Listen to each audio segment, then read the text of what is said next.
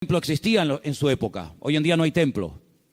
Hace 2000 años que se fue destruido el templo por las legiones del Imperio Romano. El sueño dorado de los judíos o de muchos de ellos es la restauración del templo, pero en los tiempos de Jesús ese templo existía. Era el centro religioso de la época, era donde estaba la presencia del Señor, donde la gente iba a adorar, donde la gente iba a cantar al Señor, a llevar sus diezmos, sus ofrendas, a alabar al Señor.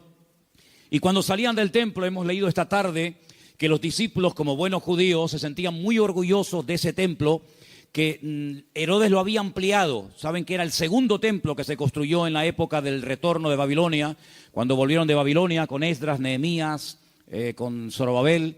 Pero Herodes lo amplió y lo llenó de oro por todas partes. Un templo increíble, un templo tremendo. Los romanos se quedaron sorprendidos cuando lo vieron. Dijeron, los judíos son un poco tontos. Construyen un templo tan grande y está vacío. No tiene ningún ídolo dentro. Es que Dios no es un muñeco que se pueda hacer de oro, de plata o de piedra, ¿verdad?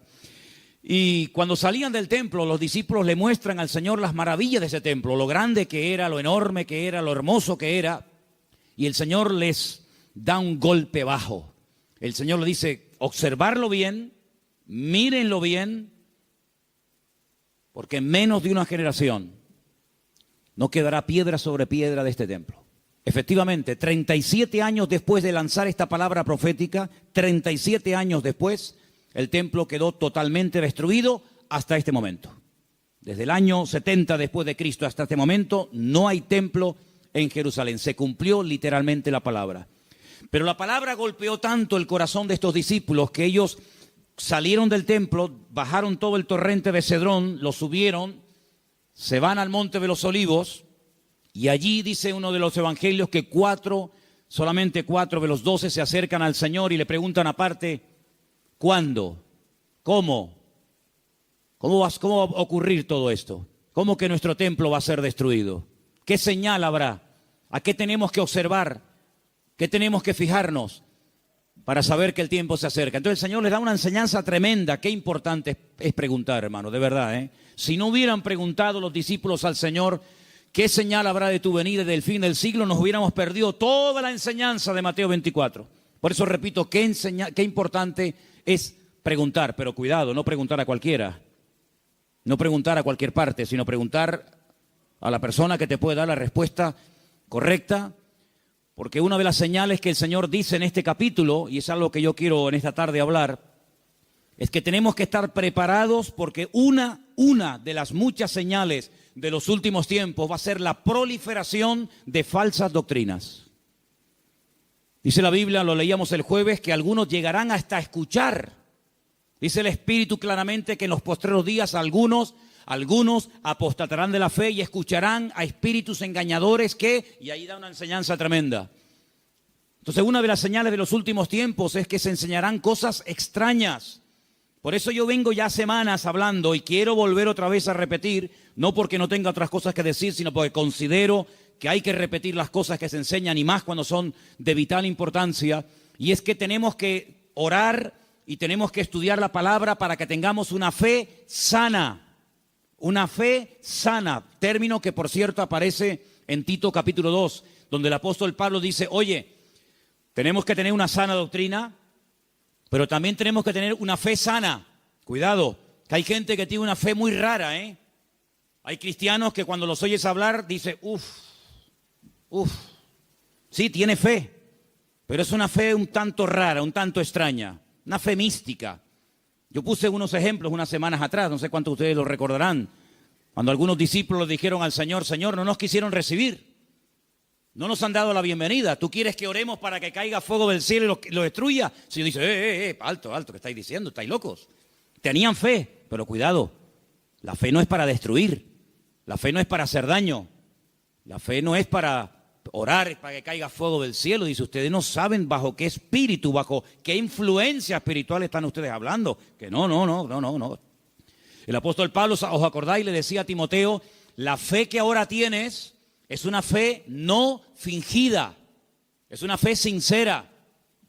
Explicaba este término en Italia, sincera, ¿no? O sea que cuando traían los bloques de mármol, los mármol de Carrara, y comenzaban a construir los templos, las catedrales y los edificios, algunos de esos bloques de mármol venían con imperfecciones, venían con agujeritos. Y claro, se veía feo. Cuando es un bloque no, pero cuando son tantos, entonces los rellenaban con cera.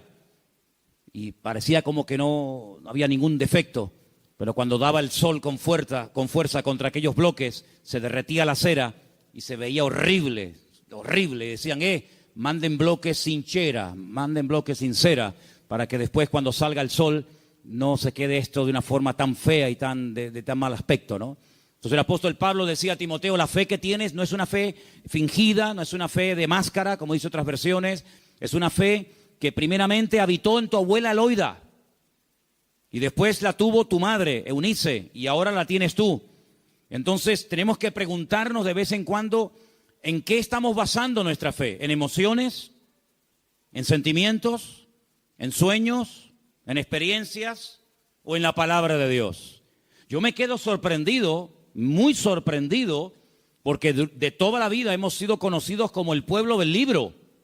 El pueblo del libro. Yo me acuerdo que un sacerdote en el huerto de Getsemaní, que es un sacerdote sevillano, cuando me vio con la Biblia bajo el brazo me dice, tú eres de los evangélicos, ¿no?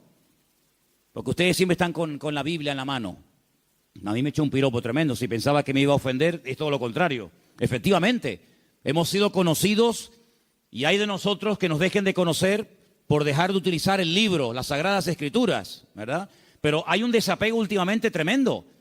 Claro, se ha metido la gente en el mundo del internet y se ha metido en los cultos a distancia y se ha metido por aquí y por allá, que han entrado en las iglesias cosas pero muy, muy raras, muy extrañas. El jueves les conté algunas cosas que he visto ahora. He visto allí en Milán, donde he estado ahora mismo.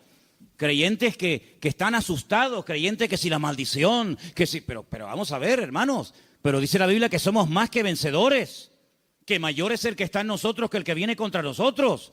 Creyentes que solamente desde que yo conocí ahora un matrimonio de hermanos de Ecuador que llevaban más de 10 años en esa congregación y dice, hermano, nos ha impactado mucho cómo usted la palabra. Y le digo, bueno, es que yo predico de la palabra. Y dice, es que yo hace años que no escucho un mensaje de la palabra. Digo, bueno, ¿y usted qué escucha entonces? Pues dinero, pide, y dame. Digo, pero eso no es evangelio. Eso no es el evangelio. Yo no sé de dónde se han sacado esas enseñanzas. Hay predicadores que solamente tienen un tema monográfico, solamente saben pedir y no hablan de Cristo, no hablan del amor, no hablan del infierno, no hablan de la ira de Dios, no hablan del cielo, no hablan de la salvación. No, solamente tienen una obsesión y claro, prosperan, pero ellos, los demás no, solamente prosperan ellos.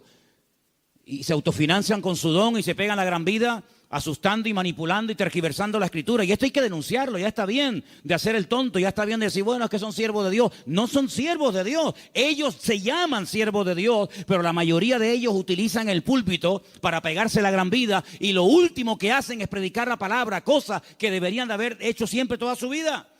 Y una de las cosas que tenemos que tener bien claro en los últimos tiempos es que van a proliferar falsas enseñanzas y falsas doctrinas. Y los sobreénfasis, qué peligrosos son los sobreénfasis, hermano. Déjeme que me explique. Tenemos que predicar todo el consejo de Dios. ¿Cuántos dicen amén? Toda la palabra de Dios. No podemos estar todos los días comiendo espagueti por la mañana, espagueti por la noche, espagueti por... Pero hermano, está bien, a mí me gusta la pasta, pero de 365 días comiendo lo mismo, pues cuánta gente, hermanos, solamente saben un tema y lo sacan de ese tema y no saben nada. Que si el dinero, que si las profecías. ¿Sabe cuánta gente, hermano, van a las congregaciones para que alguien ore por usted y le den una palabra y le den una profecía? Mire, me leí hace unos días la biografía de la señora White. Madre mía, pero es un disparate. Una señora que dice que llegó a tener 2000 visiones y sueños proféticos. 2000. Y cuando murió, dejó más de 70 libros. Los disparates que esa señora enseñó. Claro, le dan un sobreénfasis ¿a qué? Al día de reposo. Sí, pero es que espérate un momento, es que la Biblia no solamente el día de reposo. Hay otras muchas cosas. Si te crees que porque guardas esto y no cumples con todo lo demás, te vas a salvar, te equivocas, amigo. Es como las iglesias que están todo el día hablan lengua, y venga a hablar en lengua, y venga profecía, y venga a hablar en lengua. Pero hijo, vamos a ver.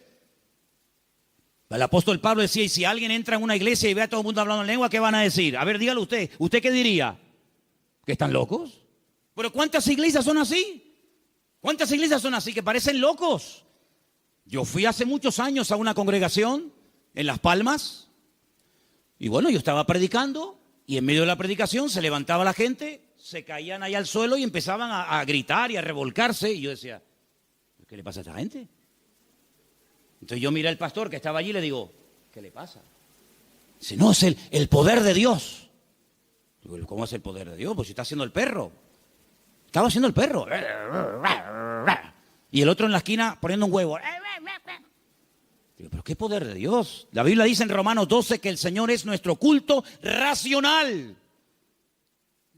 Por favor, que parece, damos una imagen, nosotros no, gracias a Dios, pero ¿cuántas iglesias dan una imagen al mundo de que son locos? Y ya está bien, hermano, de callarnos. Y ya está bien de decir, bueno, son así. No, no, no. Son barbaridades que avergüenzan al evangelio. Y tenemos que denunciarlo porque el que sabe hacer lo bueno y no lo hace es copartícipe con eso. No les contaba el jueves que acabo de conocer ahora a un pastor en Milán que se tira en la plataforma cuando llega el momento de la ofrenda y le dice a la gente que lo tienen que tapar con dinero. ¿Cómo? Sí. Él dice, no, mira, aquí todavía se me ve algo de tela, tienen que tapármelo. Increíble. Un pastor que la congregación un día le regaló un coche, cogieron una ofrenda en la congregación, le regalan un coche al pastor y a los 2 días se sube al púlpito y dice, hermano, Dios me ha dicho, mentira, Dios no dijo nada, eso es falso. Pero él dice, Dios me ha dicho que este no era el coche que ustedes tenían que regalarme, era uno más grande y superior. Y la gente tan tonta va, lo cambian y le compra uno más grande. Y yo le decía, pero ¿ustedes qué hacen allá adentro? ¿Por qué no se le va a hablar, salgan corriendo? Eso no es iglesia, eso no es nada, eso es un circo. Eso es una vergüenza para el evangelio. Es que tenemos miedo, porque nos ha dicho que si nos vamos se nos va el espíritu y se nos va la bendición. Digo, hágame el favor. Oye, que a mí nunca me ha tocado la breva de caer en una iglesia de estas, ¿eh? A mí nunca me ha tocado una breva de estas. Siempre, de verdad, a mí me toca una iglesia de estas y es que me voy al Antiguo Testamento con la espada y el arco. Increíble, hermanos. Entonces tenemos que retornar a la palabra de Dios es nuestra base. No podemos entrar en locuras, en disparates. Todo lo que usted pueda pensar, soñar, sentir o lo que sea, si no va de acuerdo 100% con la palabra, no es de Dios. La palabra de Dios es la base, es el fundamento de nuestra fe. Y no necesitamos nada más que la palabra y nuestra experiencia, nuestra relación con el Señor. Yo creo que algunas personas no han terminado de descubrir lo que significa enamorarse del Señor y enamorarse de la palabra. Por eso buscan fuera, porque cuando un hombre está enamorado de su mujer no tiene que buscar otra. Y cuando una mujer está enamorada de su marido, no se le van los ojos detrás de otro. Cuando usted está enamorado de Cristo, no le tienta nada ni nadie, porque usted sabe en quién ha creído. Y a mí me da la impresión de que hay mucha gente hoy en día en las iglesias que son religiosos, pero no han nacido de nuevo, porque la persona que nace de nuevo no hace estas barbaridades, porque ofende al Señor. O no conocemos la historia de este joven llamado José, un hombre que nunca fue a un culto. José nunca fue a ningún culto. José nunca leyó la Biblia. Pero José un día tuvo un momento en el que fue tentado y él dijo, yo no puedo hacer esto porque pecaré contra mi Dios. Y uno dice, pero ¿cómo sabía este hombre que eso era pecado? Porque él tenía comunión con el Señor. Y cuando una persona tiene comunión con el Señor y conoce al Señor, sabe lo que le agrada y lo que no le agrada al Señor, aunque no lo hayas leído. Porque el Espíritu Santo que mora en ti te da testimonio de que eso es o no es la voluntad del Señor. ¿Cuántos dicen amén? Entonces hay que retornar a la Biblia, hermanos. Claro, hay gente que se atiborra de libros y venga libros. Hermano, este es el libro que Dios nos ha dado. Escudriñar las Escrituras, dice la Biblia, porque ellas son las que dan testimonio de mí. Y mire, hermano, yo antes de irme para Italia les comentaba de aquellos 10 leprosos, ¿acordáis? Aquellos 10 hombres que bajaron de las montañas porque tenían fe, pero momento. Yo les dije a ustedes y espero que no hayan olvidado esa enseñanza, porque para mí es de vital importancia. Ellos tenían fe, por eso bajaron de la montaña. Ellos tenían fe, por eso clamaron al Señor. Pero el Señor no los sanó así instantáneamente, sino que el Señor les dijo, id y mostraos a los sacerdotes. Ellos no sintieron nada, ellos no vieron nada. Ellos seguían estando leprosos, pero ellos en obediencia se ponen a caminar y mientras caminan, automáticamente se produjo el milagro. Por eso, ¿se acuerdan cuando yo les dije que fe más obediencia es igual a la bendición de Dios? Por eso hay gente que tiene fe, pero no crecen, no maduran, porque es una fe a veces extraña, envenenada, contaminada, porque han estado en tantos sitios que, permítame la expresión, tienen un potaje en la cabeza. Pero cuando usted conoce al Señor y a su palabra y usted tiene una fe sana, bien encaminada en las cosas del Señor, usted sabe que la fe, si no tiene obras, y la fe, si no obedece al Señor, no sirve de nada. ¿Cómo usted va a pretender con la fe que tiene viviendo en desorden, sin poner en práctica los mandamientos del Señor? Que Dios le bendiga. Primeramente tendrá que ponerse en orden para que el Señor pueda hacer maravillas en su vida. ¿Y cuántos creyentes en las iglesias son una cosa aquí y fuera son otra? Sí, tienen fe, pero el testimonio que dan es pésimo. Bendito sea la palabra cuando el Señor dice a través de la boca de Pablo: no me avergüenzo del evangelio, porque es poder de Dios. Espero que el evangelio no tenga que arrepentirse y no tenga que avergonzarse de la conducta que está llevando fuera. Porque aquí todos somos muy buenos, aquí todos levantamos las manos, o el que quiera, y aquí todos somos muy santos. Pero, ¿y por fuera? Porque a mí de qué me sirve que vengas aquí, gloria a Dios y aleluya, si luego en la calle eres un desorden y vives en pecado, estás viviendo en adulterio, estás viviendo en fornicación, tienes un mal testimonio en la familia. No, tienes que plantearte tu relación con Dios. ¿A qué vienes aquí? ¿A cambiar o a qué? ¿A fichar como en un trabajo? No, fui al culto. Sí, fui al culto porque te entró por aquí y te salió por allí, porque no ha habido cambios en tu vida. Esta es una iglesia donde queremos que la gente venga, gloria a Dios, sí, pero que vengan a cambiar. Y que sepan que aquí no vamos a estar con tontería ni con experiencias extrasensoriales, sino que aquí te vamos a llevar a la palabra. Y la palabra te va a hablar y el Espíritu va a hablar a tu corazón. Y en cuanto veamos cosas extrañas que no son de Dios, pues te las tendremos que decir. Y claro, algunos esta cosa no lo entienden y dicen: no, es que aquí no hay amor. Bueno, si usted entiende el amor, que le vamos a decir lo que usted quiere oír, evidentemente aquí no lo va a encontrar. Aquí le vamos a decir lo que dice la palabra. Y los que estamos, los que vienen, se adaptan a lo que hay, y si no, pues que el Señor le bendiga y que le lleve a otra iglesia.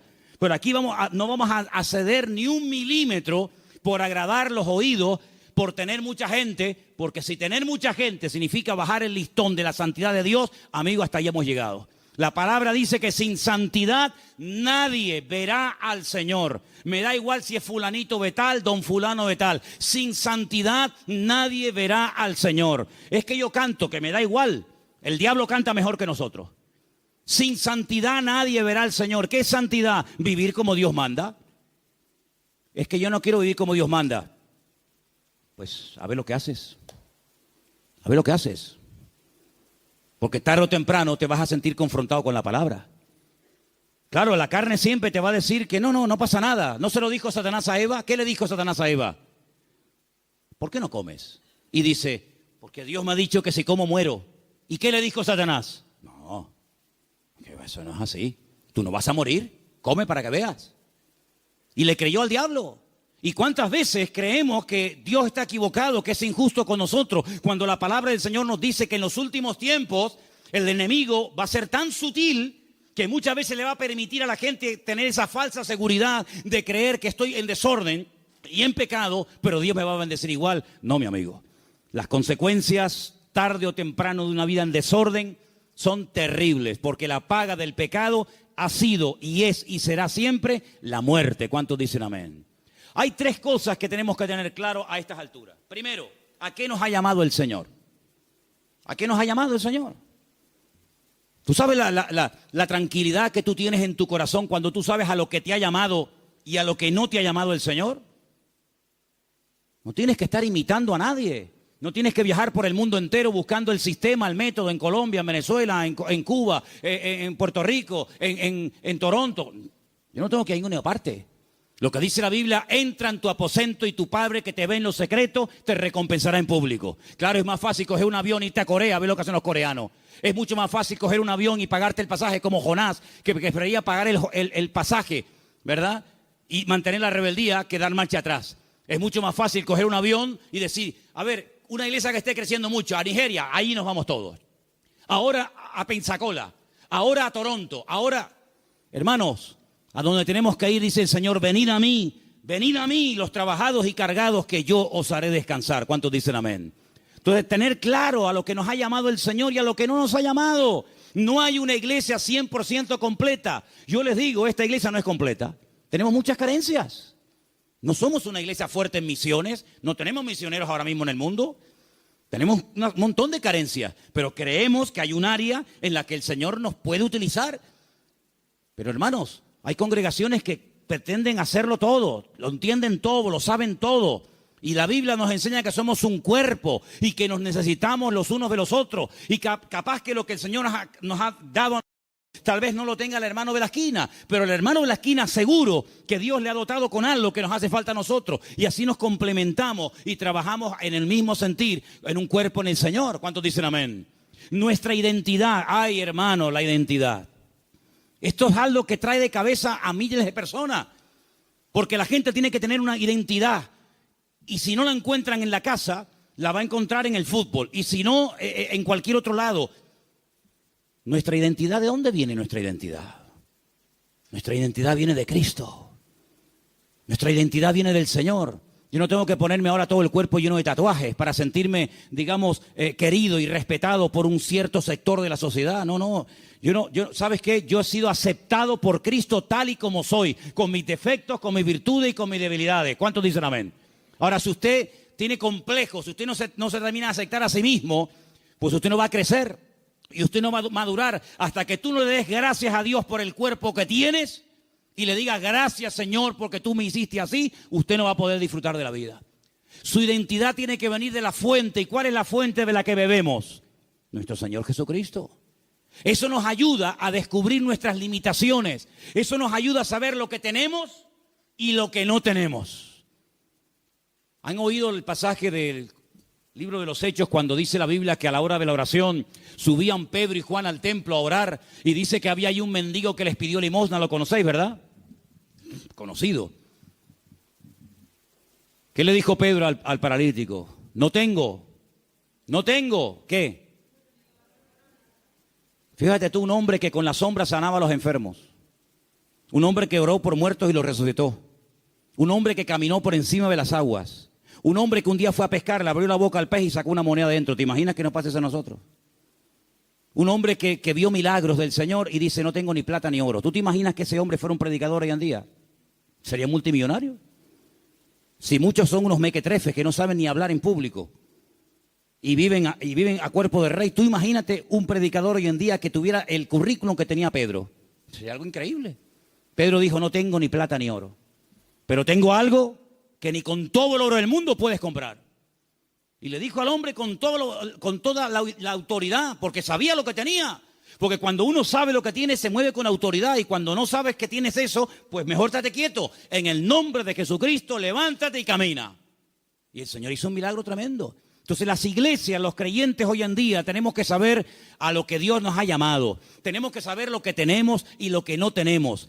Y darle gracias al Señor, porque Dios con nosotros ha sido tremendamente fiel. Y a unos le da 30, a otros le da 60, a otros le da 100. Y cada uno tiene que saber moverse en el área donde Dios lo ha puesto. ¿Cuántos dicen amén? Pero no escondas, como decía Pierre hace un rato, no escondas el talento bajo tierra. Porque hay gente que a lo mejor tiene un talento, pero no lo usan. Y yo conozco muchos creyentes que no están usando lo que Dios les ha dado. No lo están usando. Están más preocupados en conseguir un buen trabajo que en servir a Dios. Están más preocupados en pagar lo que deben que decir, Señor, yo todavía no sé el don que tengo. Si yo me pusiera a preguntarle a muchos creyentes hoy en día, ¿cuál es el don que Dios le dio a usted? ¿Cuál es el don que Dios le dio a usted? Muchos dirían, no lo sé. Y llevan toda la vida en la iglesia. Entonces, en estos años, ¿qué has hecho? Porque si no sabes a lo que Dios te ha llamado, si no sabes cuál es el don que tienes, la pregunta es, ¿usted qué ha hecho en los 10 años que lleva en el culto? ¿Qué es lo que usted ha hecho?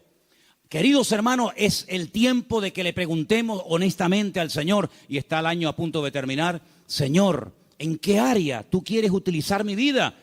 Porque el Señor tiene grandes sorpresas para todos y para cada uno de nosotros. ¿Cuántos dicen amén? Ahora, hermano, escúcheme una cosa. Dios quiere que crezcamos en todas las áreas.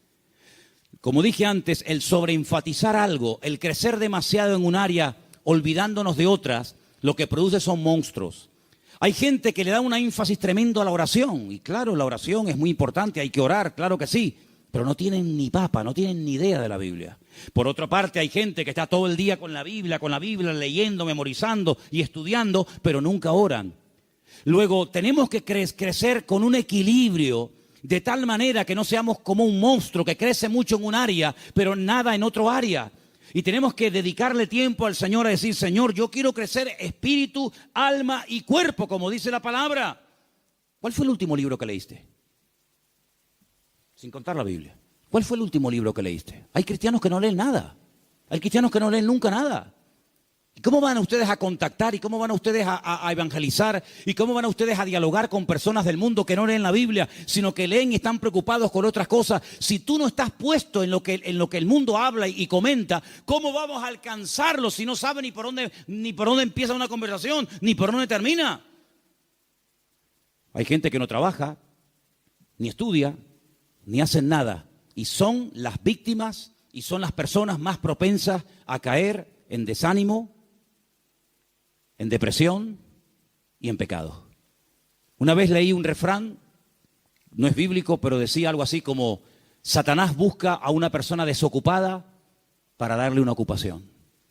Grandes hombres de Dios a lo largo de la historia no cayeron en el campo de batalla mientras servían al Señor.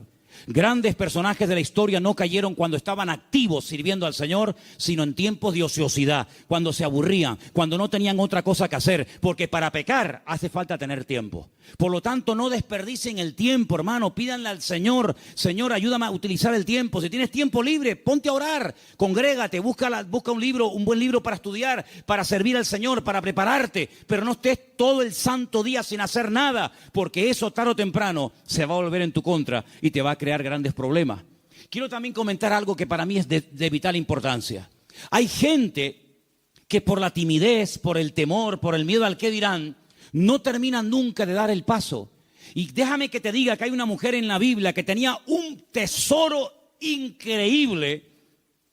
Lo quería consagrar, lo quería entregar al Señor, pero no fue de utilidad su tesoro, no fue de bendición lo que ella tenía, hasta que rompió el vaso de alabastro y ungió con ese perfume al Señor, y dice que toda la casa se llenó del olor del perfume. ¿Cuánto tiempo hace que no caes quebrantado en la presencia del Señor? Hay gente que tiene los ojos muy secos, hace tiempo que no lloran, que no se quebrantan en la presencia del Señor. Viven secos como palos, como aquel valle de huesos secos, que dice que eran muchos, pero estaban secos, no había vida, no había espíritu en ellos. Y le dice el Señor a través del profeta Ezequiel: profetízale a los huesos, háblales a los huesos. Dice que cuando entró el Espíritu de Dios en ellos, se convirtieron en un gran ejército. No seas un hueso seco en un culto, no seas un hueso seco, escucha que te escucha, pero nunca compartes la bendición, nunca abres tu corazón a otras personas que están igual o peor que tú en un momento determinado. Pídele al Señor antes de que finalice el año, que está ya, como quien dice, a la vuelta de la esquina, poder ganar almas a los pies de Cristo. ¿Cuál fue la última persona que ganaste para Cristo? Yo estoy seguro, no lo voy a preguntar, porque no quiero que te sientas mal. Bueno, sí quiero que te sientas mal. Sí. No, que si no sería falso. Sí quiero que te sientas mal. ¿Cuántas almas has ganado para el Señor en este año? ¿10? ¿5? ¿1? No has ganado a nadie este año. Si yo no gano ni un alma para Cristo en un año, yo me muero. Le diría al Señor: Señor, llévame contigo. Ya mi ministerio se secó, ya se secó. ¿Sabe lo que pasar 365 días, viajar, comprar, ir de vacaciones, disfrutar de la vida, de lo que tienes, trabajar, estudiar y no ganar ni un alma para Cristo? Eso se llama esterilidad, amigo. ¿Y cuántos creyentes son estériles? ¿Cuántos creyentes son estériles? No han tenido el privilegio de llevar ni a uno en 365 días a los pies de Cristo. ¿Cuántas Biblias has repartido este año? ¿50? ¿25? ¿10? ¿Ninguna? ¿Cuántos folletos has repartido este año para invitar a alguien a un culto? Hablarle del Señor. Esa es nuestra realidad. Esa es la realidad del pueblo de Dios. Por eso cuando me dicen: hermano, ¿por qué hoy en día no hay tantos milagros como hace 2000 años? Es que es normal. Porque el nivel de consagración y de compromiso del creyente del siglo XXI no tiene nada que ver con el creyente de los primeros siglos de la era cristiana. Aquella gente vivía para y por Cristo. Estaban obsesionados con el Señor. Hoy en día es muy, muy difícil encontrar a uno en una iglesia que tenga las ideas claras que dedique tiempo a la semana, 1 hora a la semana, un par de horas a la semana, para decir, ahora no voy a trabajar, no voy a ni móviles, ni internet, ni nada, sino voy a salir a la calle a ver si el Señor me pone a alguien en el camino, voy a evangelizar a un chico en el parque, a una señora que esté por ahí caminando. Es muy difícil encontrar a jóvenes, incluso hoy en día, obsesionados por Cristo. Yo le decía hace poco a un pastor, en mi época, cuando yo me convertí al Señor, todos los jóvenes en mi iglesia solamente queríamos una cosa, ir a la escuela bíblica, prepararnos y servir al Señor. Esa era la obsesión. Llegamos a ser hasta criticados. Algunos de la congregación decían, pero ¿ahora qué pasa? ¿Que todo el mundo se quiere ir al seminario y prepararse para servir al Señor? Hasta recibimos crítica en aquellos tiempos. Y en aquellos años surgieron un montón de pastores que hasta el día de hoy, son los que están. Pero pastores que ya tenemos 50 y pico años largos, porque te hablo hace ya 30 y tantos años atrás. Bueno, pues 35 años han pasado desde que yo estoy sirviendo al Señor y yo no he visto que ese deseo de servir al Señor a tiempo completo, como misionero, como pastor, como evangelista, como lo que sea, se ha ido diluyendo, se ha ido perdiendo.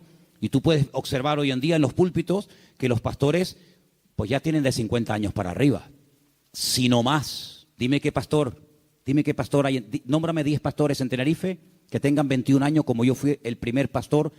Bueno, yo fui pastor con 19, pero dime 5 pastores en Tenerife que tengan 20 años y que sean pastores en este momento con 20 años. Ni uno. En mi época todos teníamos esa edad. Empezamos con 19, 20, 21 años hasta ahora. Tenemos que recuperar tantas y tantas cosas. En mi época no había la mayoría de las cosas que hay hoy en día. En mi época no había WhatsApp, no había internet, no había páginas web. Los cultos eran muy sencillitos, eran muy normales, no había tanta parafernalia de sonido. Parece que hoy en día la puesta en escena tiene que tener esto y aquello, porque parece que si no, el culto como que no fluye. En aquella época una guitarra española, pum, a la calle, encima de un banco, orábamos, venía la gente, estaba el Señor, una sencillez tremenda. Eso tenemos que volver a recuperarlo, porque nosotros estamos en este mundo, ¿para qué? ¿Para qué estás tú en este mundo? Y dime, ¿para qué estás? Para llegar a una edad y decir, bueno, yo ya tengo mi casita, mis mueblecitos, mi paguita. Qué vida tan triste, perdóname. Qué vida tan triste. Estar esperando a yo jubilarme, para estar ahí esperando a la muerte. Este verano, cuando hice a un pueblo, había 3 personas en el pueblo. 3 personas en un pueblo, allí arriba, en los cañones del Sil, en Galicia. Cuando llegué, hablé con esos 3 viejitos y le digo, ¿qué tal? ¿Cómo están? Los 3 al momento me dijeron, aquí estamos esperando la muerte. Digo, ostras. Yo déjame dar un paso atrás, no sea que me pase a mí algo también. Dice, los jóvenes se han ido todos. Los jóvenes del pueblo se fueron. Y aquí estamos esperando a la muerte. Digo, madre mía, pero qué futuro de vida. Que le puede venir dentro de 6 meses, dentro de un año, dentro de yo qué sé cuánto. ¿Y tú qué estás esperando? Si tú pudieras hoy tocar un botón y apretando ese botón consiguieras lo que tú tanto quieres tener en la vida, ¿qué sería lo que tú más anhelas tener? ¿Pasa ese botón por agradar y honrar al Señor? Yo quiero que en esta noche nos hagamos estas preguntas, hermanos. ¿Qué estamos haciendo con nuestras vidas? ¿Qué estamos haciendo con nuestras vidas? ¿Sabes? Hace unos días pensaba lo mismo que llevo años pensando. Se nos ha ido otra vez el año. Hoy es 20, ¿no? 20 de noviembre. Pero sí que parece que el otro día estábamos en el retiro con el pastor Antonio en el Puerto de la Cruz. Y yo me acuerdo que el otro día tuvimos el retiro donde hablábamos de Amalek. ¿Se acuerdan? Pues ¿cómo puedes pasar tanto tiempo? Y el campamento de jóvenes ya pasó. Y las vacaciones de verano se fueron. Otro invierno más. Y ahora, este mes, fue así, volando. Llega diciembre y otro año más. Hermanos, algo tiene que cambiar en nuestras vidas. Te tienes que replantear tu tiempo, tu vida, tu juventud, tu matrimonio, tu familia de una forma diferente. Tú no puedes ser un parásito en una iglesia. Tú no puedes ser una persona ahí sentada 1 año, 2 años, 4 años, 5 años, 10 años, 30 años. Uy, se murió el hermano. Señor, toma, te lo mandamos, otro para arriba. No, hermano. Sea una oveja productiva. Involúcrese en las cosas del Señor. Tenga ilusión por las cosas del Señor. Y yo creo que si nosotros verdaderamente buscamos al Señor de todo corazón, hay tantas cosas que podemos hacer todavía para el Señor. Yo, hermano, yo tengo más ganas de servir al Señor que nunca. Pero yo no quiero que esta iglesia sea un freno para mi vida. Yo no quiero que esta iglesia se convierta en un tapón para mí, ¿eh? Yo tengo mucho más visión que estar aquí, ¿eh? Y yo estoy plenamente convencido de que el mundo, no Tenerife, el mundo nos está esperando. Y el Señor tiene gente aquí que puede utilizar de una forma tremenda. Pero somos nosotros los que tenemos que decir, Señor, cuenta conmigo. Porque quiero terminar diciendo algo. La noche que el Señor Jesucristo sabía que iba a ser entregado, dijo algo tremendo. Dijo, Padre, pasa de mí esta copa. Mas no se haga mi voluntad, sino la tuya. ¿Y saben cuál era la voluntad del Padre en ese momento? Que lo mataran. Es increíble. El año que viene va a ser un año muy interesante, ¿eh? Créanme, ¿eh? Va a ser un año tan interesante. Porque ya empezaron los dolores de parto, pero los dolores de parto no duran siempre. No, hermana, yo no entiendo mucho de esto, yo nunca he parido, ¿no? Pero más o menos hablo de la teoría. Los dolores de parto están ahí, pero llega un momento que se acabó el dolor, nace el chiquillo y ya está. Bien. Llevamos años con dolores de parto. Europa ya lleva años en dolores de parto. España ni te cuento. España yo creo que le van a tener que hacer una cesárea dentro de poco. Porque no hay forma de que salga el chiquillo, ¿eh? ¿Vale? Estamos con dolores de parto hace mucho tiempo. El año que viene van a salir muchas cosas, van a parir muchas cosas que se han ahí retenido con dolor. Bien. Estoy recibiendo llamadas de Estados Unidos. Muy interesantes, por cierto. Para muchos, sobre todo para gente de Latinoamérica, más que para gente de Europa, Estados Unidos era el sueño dorado. Yo recibo cada día correos de gente que me dice, he mandado solicitud, he pedido visa a Estados Unidos, me la han denegado, entonces estoy tocando la puerta a ver si usted, no sé qué. No te puedes ni imaginar la cantidad de gente que me escribe cada día de montones de lugares que primero tocan a la puerta del tío Sam. Primero le llaman al tío Sam. Y cuando el tío Sam le dice, por aquí no entra, entonces llaman yo qué sé, a Don Quijote de la Mancha y Sancho Panza, ¿no? Por ejemplo, por un ejemplo. Vean. ¿Cómo van a reaccionar todos aquellos creyentes que se fueron a Estados Unidos creyendo que era el paraíso terrenal? Cuando el señor Trump les diga, usted, y usted, y usted, fuera de aquí. Ay, amigo. A mí se me han abierto muchísimas puertas en Estados Unidos. Me he negado rotundamente a ir. Porque mi confianza y mi refugio no está en América, mi refugio está en Dios. Ahí está mi confianza. Y el libro de Proverbios dice, más vale bocado seco y en paz. ¿Eso qué? Un cacho de pan, pero con la bendición de Dios. ¿Se puede tener un trozo de pan con la bendición de Dios? Sí, claro. ¿Y se puede tener abundancia sin la bendición de Dios? Tan claro, por supuesto. ¿Qué te crees? ¿Que toda abundancia viene del cielo? Ay, amigo. ¿La bendición que es solamente tener o la bendición pasa por ser? Cuidado con eso. ¿Cómo van a reaccionar tantos y tantos que se fueron a América creyendo que aquello era el paraíso terrenal, que ya por fin el sueño dorado se había cumplido y que ahora le digan, vuélvanse a su tierra? Ay, amigo. Ha llegado el momento, hermanos, si no lo veis, lo vais a terminar viendo y entendiendo. Ha llegado el momento que todos los creyentes del mundo, en el único en el que nos vamos a poder refugiar, como siempre ha tenido que ser así, pero parece que se ha olvidado, es en el Señor nuestro Dios. Él es nuestro pronto auxilio en las tribulaciones. Me llaman hermanos de Estados Unidos, ya han empezado las pintadas en iglesias evangélicas de hispanos diciéndole, váyanse a su tierra. No te puedes ni imaginar cuántas. Claro, eso no sale en las televisiones. Incluso persiguiendo ya a algunos judíos. Fíjate tú, el país del mundo donde más judíos hay, más que en Israel, es en Estados Unidos. Y ya muchas sinagogas están vendiendo en Nueva York, en New Jersey, en muchos lugares, porque ya están metiéndose con los mismos judíos. Pero es que todo eso está profetizado, hermanos. Todo eso está escrito. Que cada uno tendrá que volver a su lugar de origen. Y allí el Señor va a entrar en juicio con cada uno de nosotros. Así que el único escondedero, el único refugio va a estar en nuestro Dios. Nuestro refugio es el Señor Dios Todopoderoso. No es un país, no es una nación. Mire, si usted consigue aquí el mejor trabajo del mundo y gana miles de euros, pero usted no tiene la bendición de Dios sobre su vida, lo que usted tiene se va a volver en su contra. Porque he conocido a muchas personas que lo que buscan es una salida económica, un bienestar material, pero usted lo que tiene que buscar es la voluntad de Dios. Porque teniendo la voluntad del Señor, estemos donde estemos, el Señor está a nuestro lado. Ahora, si usted cree que el Dios de Estados Unidos